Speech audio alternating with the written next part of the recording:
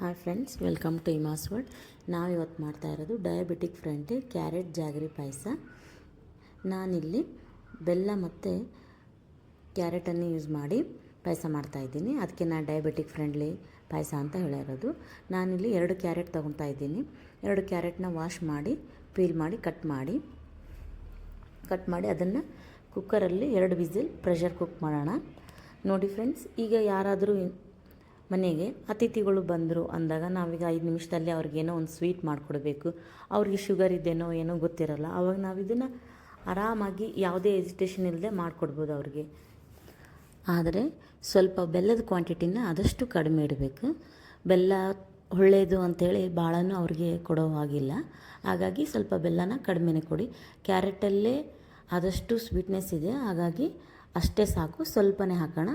ಈಗ ನಾವು ಅದೇ ಕ್ಯಾರೆಟ್ನ ಪ್ರೆಷರ್ ಕುಕ್ ಮಾಡಿದ್ವಲ್ಲ, ಅದನ್ನು ಪ್ಯೂರಿ ಮಾಡೋಣ. ಪ್ಯೂರಿ ಮಾಡಿದ್ಮೇಲೆ ಒಂದು ಕಡಾಯಿ ಇಟ್ಟು ಆ ಕಡಾಯಿಗೆ 1 ಸ್ಪೂನ್ ತುಪ್ಪ ಹಾಕಿ, ತುಪ್ಪ ಕಾದ ನಂತರ ನಾನಿಲ್ಲಿ ಗೋಡಂಬಿ ಮತ್ತು ದ್ರಾಕ್ಷಿನ ತಗೊಂಡಿದ್ದೀನಿ. ಅವೆರಡನ್ನು ಗೋಲ್ಡನ್ ಬ್ರೌನ್ ಕಲರ್ ಬರುವ ಹಾಗೆ ಹುರ್ಕೋಬೇಕು. ನೋಡಿ, ಇಷ್ಟು ಕಲರ್ ಬಂದರೆ ಸಾಕು. ಇದನ್ನೀಗ ಒಂದು ಪ್ಲೇಟಲ್ಲಿ ಎತ್ತಿಟ್ಕೊಳ್ಳೋಣ.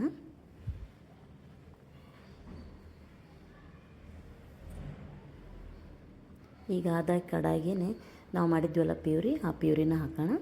ಅದನ್ನು ಚೆನ್ನಾಗಿ ಮಿಕ್ಸ್ ಮಾಡಿ ಈ ಮಿಕ್ಸಿ ಜಾರ್ಗೆ ಹಾಲು ಹಾಕಿ ಹಾಕ್ತಾಯಿದ್ದೀನಿ. ನಾನಿಲ್ಲಿ ಅರ್ಧ ಲೀಟ್ರ್ ಹಾಲು ತೊಗೊಂಡಿದ್ದೀನಿ.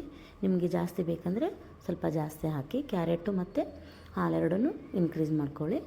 ನಾ ಈಗ ಅದು ಚೆನ್ನಾಗಿ ಅದೆಲ್ಲ ಸ್ವಲ್ಪ ಕುದಿ ಬರಬೇಕು. ಕುದಿ ಬಂದಮೇಲೆ ಸ್ವಲ್ಪ ಬೆಲ್ಲ ಹಾಕ್ತಾಯಿದ್ದೀನಿ. ಆ್ಯಸ್ ಪರ್ ಟೇಸ್ಟ್, ನಿಮ್ಗೆ ಟೇಸ್ಟ್ ಎಷ್ಟು ಬೇಕು ಬೆಲ್ಲ ಅಷ್ಟು ಹಾಕ್ಕೊಳ್ಳಿ. ಅದು ನೋಡಿ, ಈಗ ಗ್ಯಾಸ್ ಆಫ್ ಮಾಡಿಬಿಡಿ. ಆಫ್ ಮಾಡಿ ಈಗ ತೆಗೆದುಕೊಂಡಂಥ ಡ್ರೈ ಫ್ರೂಟ್ಸ್ ಇದ್ವಲ್ಲ ಫ್ರೈ ಮಾಡಿರೋದು ಅದನ್ನು ಹಾಕಿ. ನೋಡಿ ಫ್ರೆಂಡ್ಸ್, ಈಗ ರುಚಿಯಾದಂಥ ಡಯಾಬಿಟಿಕ್ ಫ್ರೆಂಡ್ಲಿ ಕ್ಯಾರೆಟ್ ಮತ್ತು ಬೆಲ್ಲದ ಪಾಯಸ ಸವಿಯಲು ಸಿದ್ಧ.